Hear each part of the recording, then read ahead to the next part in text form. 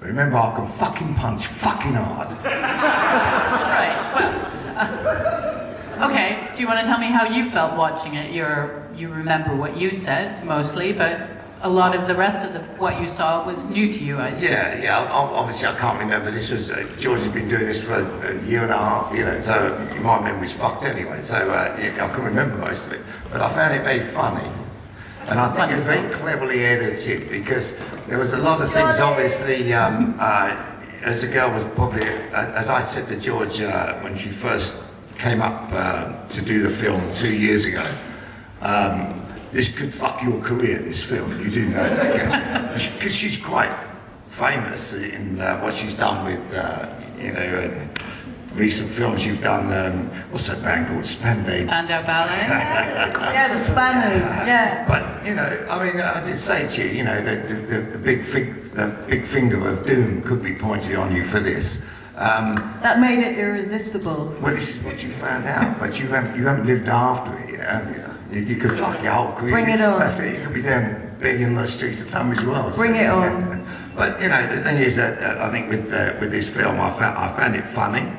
I found, things like Winston being back on form again, because Winston's been unwell the last few years, so him being back on form was great fun, and I think the band, it showed a lot of history without incriminating anybody, because that's what I was right about with editing, as you always do. You take 2 years worth of film, but the editor can make you look a complete cunt, or it can actually, tread very carefully around the legal situation, because I can't afford to take fucking legal people on, as you know. The last thing I wanted is a lawsuit around my neck, or some heavyweight guys want to bash me brains in all the time. So I thought the editing was very good. Johnny Halifax. Shout out to the I met Nick and he said, if you come anywhere near this band, you're gonna be doomed for all time. And I was like, yeah, all right, let's have a Bring go. it on. But you will see, as I said, hopefully this hasn't, done anything for your career. I mean that, because, most people get involved with this band end up suffering one way or the other. So. George, it strikes me that you're making a film about a band that has a really dedicated, ferocious following. Now you know whether there's any kind of doom or curse over it. If you got it wrong, you would find out. So did you feel like there was a lot of pressure to get it right? No. Get it right. I don't really know what getting it right would be. I don't think that you can ever make a film thinking about who's going to see it, or how you want to shape it for a particular audience. Or I can't anyway. It's about, what is it for me that is the story here, and what do I want to say about this, and what is the most pertinent thing for, what's compelling for me. It doesn't really occur to me what anyone else is going to think. Right. Was it hard to find footage from the past? The band has a long history. Yes, it was. Where did you get it from? Well, I knew that there was this film that Stuart Copeland had made, the So What film, in 1982. But no one had ever seen it, and nobody knew where it was, and it's like, does it even really exist? And I wrote to Stuart Copeland and said, I'm making this film about the Anti-Nowhere League, and what happened to your So What movie? And he said, I haven't got a copy of the finished film, but all the rushes, all the 16mm rushes, are in my lockup in Los Angeles, so if you want them. Oh, thank you very much. Jesus H. Sexism, yeah? JB. Someone bring me a fucking drink. Anyway. See, now that's something else. That's something else that George has learned. And a swear, you see. She didn't use to swear. Stuart Copeland, don't you believe it? Was this your doing? Thanks. It wasn't my doing, but she just learned this along the way. And she now knows how to, let's say, cunt. Very well as well, because she said it to me today on the phone, twice. She said, excuse my language, cunt. Okay, George, when you were making the film, what did you find that surprised you most?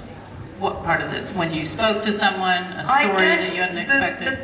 The thing that really surprised me was these guys, that they're hard guys, as John Kurtz says. They're you wouldn't want to mess with them, as John Kurd says, as a lot of people say. But what really surprised me when I started spending time with them and talking to them was their vulnerability. And I could really see, you know, the kid whose mum wasn't really around much. And I could really see the kid who'd gone to Borstal when he was 11 and a half and come out when he was 14. And that's what surprised me. How evident how transparently evident that was, despite the fact that this is a band with a very hard image. Did growing up in a tough time make you tough? I mean, obviously you don't know how everybody else grows up, but I do know that, you know, the bond the band has always had is like a family. Most of us come out of non-families. I mean, Magoo came out with a nice mum and dad, but most of us in the band, you know, have had our problems, and I think this is what holds us all together more. This is why I went off the rails as a young man, is to find, you know, a gang of guys who I could rely on and depend on, and vice versa. And I think we stuck all over the years with the band. And when you talk about the motorcycle gang, that was a kind of family. Yeah, the skinhead gang, the motorcycle gang, and everything I've ever done has been in a gang. I can't help it. You know, I know that I know where I stand with a gang of guys. I don't know where I stand in the world, normal world. I don't like people very much. I can't help it. I've tried to like them, I don't think but they you're just telling the don't like truth. me very much. I don't think you're telling the truth. You make a lot of people happy with what you do. Oh yeah, people here obviously know the band, that's all right, but I think all of us know that, you know, to get on in the world is fucking hard, and everybody's stabbing you in your back, and the people, you know, they'll smile in your face and stab you in the back, we all know that. But with a gang of guys like the band or whatever, you know where you stand. You get respect from people, and you give it back, and you know, life's more simple. Does it go beyond the band to the audience, to the fans? I think they all understand where I'm coming from, and I think I give the same respect to them as what they would with me. You know, I mean, if they fuck me off, I'll punch them. It's fucking easy. And Seriously, literally. If I fuck them off, they'll punch me. Life's very simple that way, and I think if you ever elect me to become, you know, Prime Minister or whatever, the first rule I'll put in the Parliament is you're allowed to punch people. Because I think if we could fucking punch people, then life would be so fucking simple. No fucking law, no police, no fucking court cases that go on for fucking months. Just punch the cunt. End of story. And if you don't, they don't like you, they fucking punch you. So, you know, end of story. Life's very simple. Speaking of anger, George, when you talk to She's gonna punch me. Stuart Copeland, and he talked a lot of nonsense, but I thought at the end, He's a rock star. I thought at the They do end he was speak talking nonsense. about the great power of being angry. It's like a nice curry, and there's a great feeling. Would you He's agree with obviously him on never been that? angry, is he?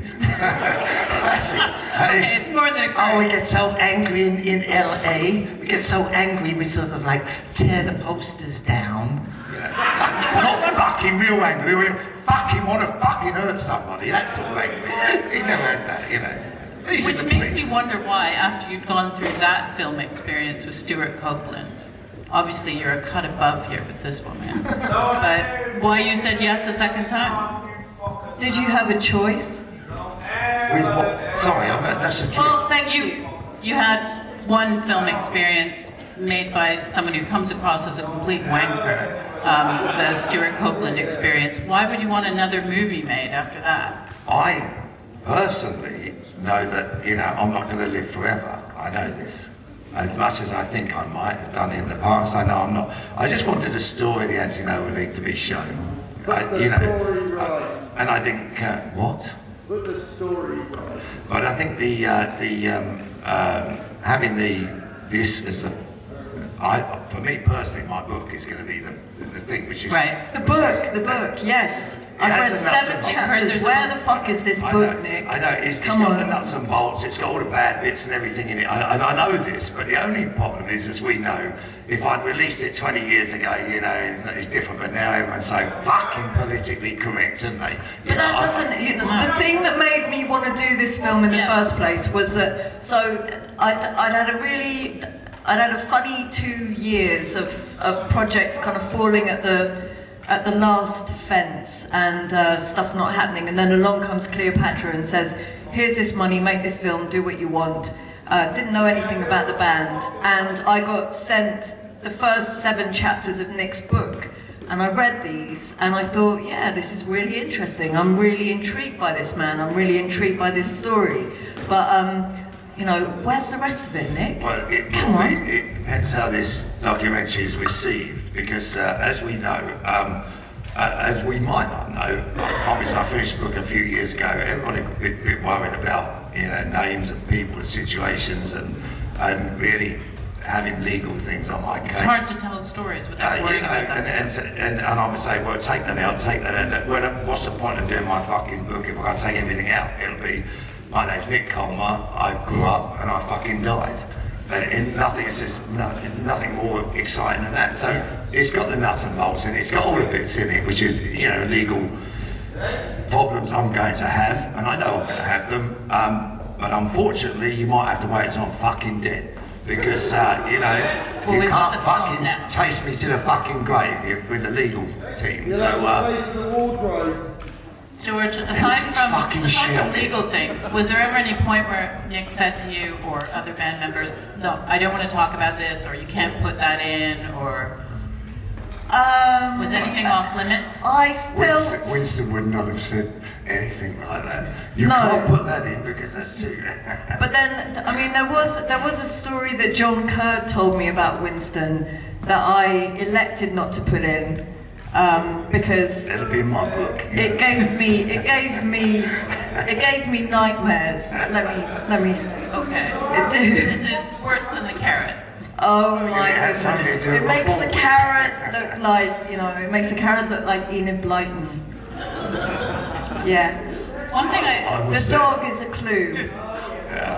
Okay. One thing I was thinking about when you were talking about when you got your first motorcycle, that feeling of riding down the highway, the Autobahn with other bikers, what a great feeling it was.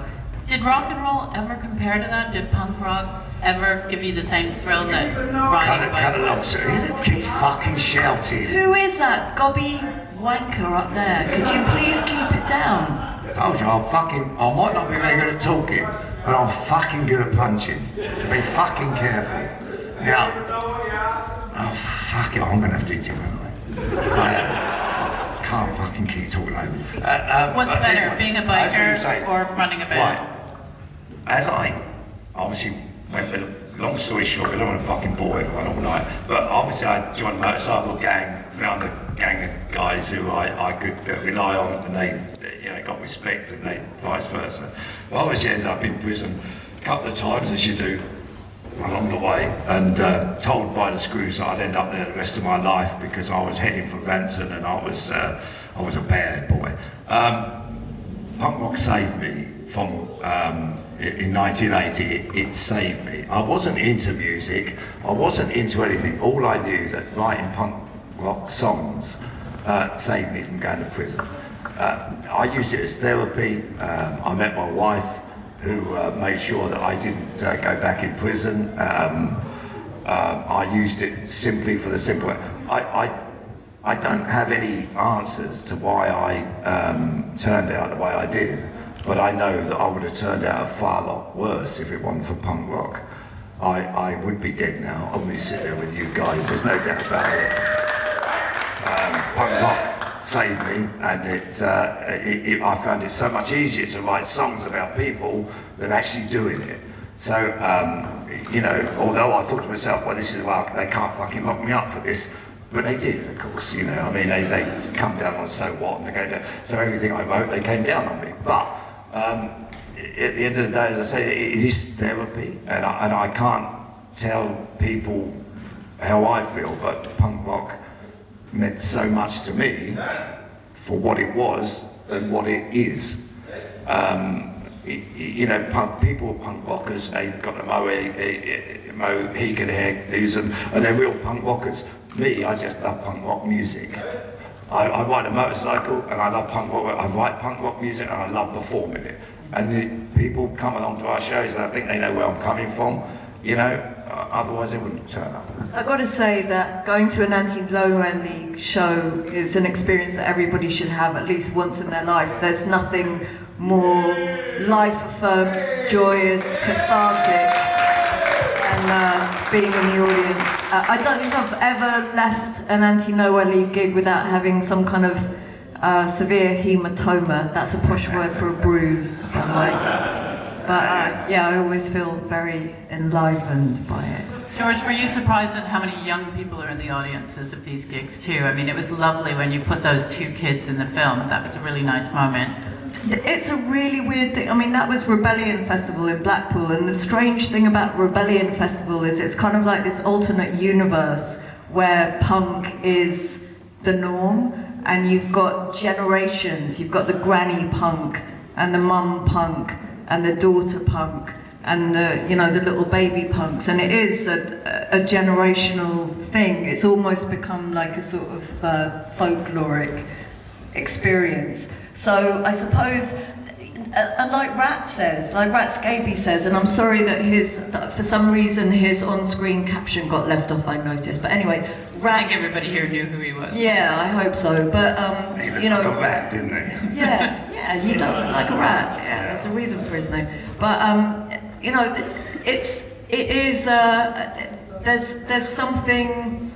there's something so sort of folkloric about this. There isn't anything now that will, that people are too fucking concerned about pissing people off or upsetting people or hurting people's feelings. Now, this doesn't mean to say that I am advocating people being insensitive or oppressive, but I do think that it's really important to be able to have a place where you can just fucking let loose and be as offensive and aggressive and punch people if you want to, but punch people who want to be punched. And what if you don't? Don't we all want to be punched, really? Some people really do want to be punched. Some people are asking for it. Are you surprised when you look out in the audience and you see 12-year-olds there? Because, I think it's amazing.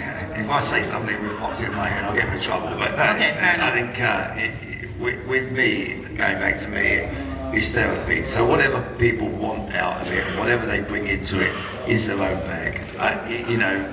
If they get something out of throwing themselves about, bash themselves up, and then that's fine by me. It's a funny old life, I was bullied as a kid, and I had a bad lisp, and it showed on the film there. People Say helped me 6 get pennies worth of cunt, sausages. fuck and bollocks on my face and things like that, So I brought up the council estate. And when you've got a bad lisp on a council estate, believe me, it ain't not fucking fun. So, around every corner's a bully waiting for you. So, I picked up and learned how to fucking sort myself out, and that's it, And I think if kids will learn out of the same therapy, we're all different and all that, but fuck me, if people are going to slap you about, then, unfortunately, that's it. You can stand up and do something about it. I got to 16, I fucking started punching people, and once I found that I was good at punching people, life was easier. One thing we didn't hear in the film was after the band split up the first time, when you knocked it on the head, and before you began again. What were you doing then? Did you miss it? Did you ever think, I wish I was on the stage tonight? For therapy again, as I met my wife, we raised a family. I always wanted stability. I come from a home where my parents divorced and fighting. A lot of people come up with that, but I needed stability in my life, and so I quit out and got myself a job. Started a building company, started building houses, raised a family, and life was back in order. But obviously, with me, yin and yang has to be. I cannot be Mr. Boring, and I cannot be Mr. Crazy. I have to have both. So if I have too much of one, I don't function. So I had the great thing to get my house in order, get things sorted out, find out what I wanted to do. When I came back with the band, I knew that Animal had to be on stage, and I needed stability, otherwise I'd be back in prison. It was a balance I had to do, and I think people understand that, we've all got a dark side in us. We've all got a side in us that we, really want to just fuck everyone, and the other side is, you've always got a balance going on.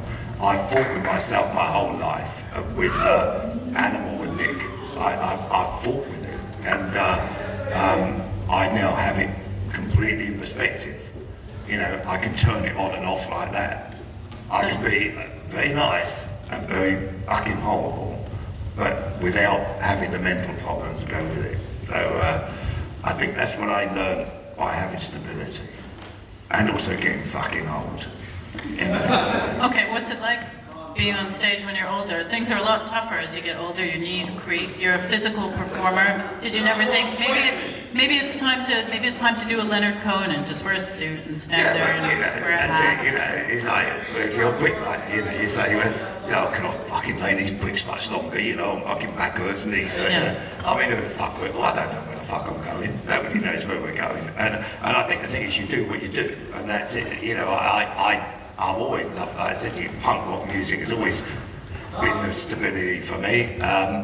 Because Charlie Harper, fucking fabulous guy. Fucking love him dearly, Charlie, and he's inspiration to all of us. But, like all old people in the music business, we don't know where we're going. Might get on stage next week and have a fucking heart attack. Thank you, good night. That would be spectacular. It will be so fucking hard. There's some things in the film, in the band story, like bribing the Damned to be the support act, which is a brilliant tactic I'd never heard. But do you have any advice for bands starting out? People must come up to you and say, "Man, we've got this band. What should we do? What do you think we should do?" Do you ever give advice? It's very difficult nowadays. Yeah, the thing is, when I asked Captain Sensible for advice, he said, "I'll give you the best advice you ever had." Yes, Captain, what's that? Get the fuck out of this business. And that was it. But the thing is, it's a fucking hard road. And I think the problem is now, you get programs as we do know, like the X Factor and all the other fucking ones, and you ask these young kids, I just want to be a star, it's all I wanted to do was sing songs and become a star. They're very fucking bollocks. You've got to go up fucking in the clubs up fucking north. You've got to go to Glasgow and have those fucking Glaswegian blokes staying here. You fucking southern boofters. You fucking entertainers, and we'll fucking kick you all around Glasgow. So that's where you learn your stagecraft. And this is what we found going to Newcastle, Glasgow, and all the rough fucking town. You learn your stagecraft. You learn what you're going to do. You learn what you like, and you learn you've got to entertain everybody. Unfortunately, the bands of today think that they can just learn the guitar because they're amazing, and then all of a sudden they're going to be stars. And I don't know what other people want from the music business. They want to be stars. They want to have. For me personally, the only thing I want from the music business is to be able to keep doing it. I've never looked any higher. That film showed us, that we had a sudden moment. We thought we was going to be Duran Duran. Life was going to be wonderful. I was going to be fucking mega rich, and life was going to be fucking bag of roses. But that was a sudden glitch in the career. We fucked up, and that's it. We're all allowed to fuck up once, and I fucked up. And simple as that. Now my life is pretty fucking straight. And if I'm going to ask kids what they want out of it, the last thing I'm going to say to them is, you want to be a star. You're going to be famous, and you're going to be later. No, get your fucking ass up to Glasgow and fucking work in those clubs for a few fucking months. Then tell me if you want to be a star. It's the truth. You learn your stagecraft by doing the rough places. And I think, and many times, we played up north. The guys now really accept us. But for a couple of years, fuck me, we had glasses thrown at us, bottled off everywhere. Winston got a terrible scar down the side of his face. But that was there and then, and that's it. We had time to shout at everyone. Get rid of that old fucker. What?